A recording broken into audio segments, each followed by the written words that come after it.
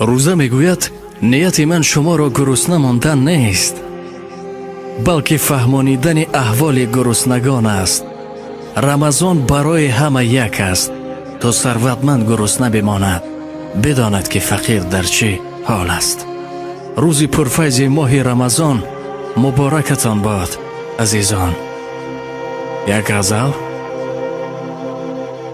روزداران ای خوشا بر حالتان، روزداران ای خوشا بر حالتان، عرشیان در حسرت اقبالتان.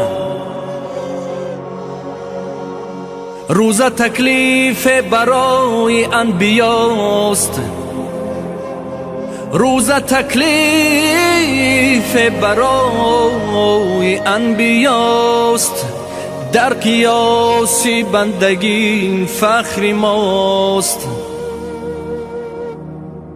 شأن هر مومن نباشد این مقام، شأن هر مومن نباشد این مقام. مسلمین پس بر شما باشد سلام، صف به صف آیند ملائک سویتان، صف به صف آیند ملائک سویتان، تا که لذت ها برند از بویتان. روزداران ای خوشا بر حالتان، عرشیان در حسرت اقبالتان. رمضان مبارک.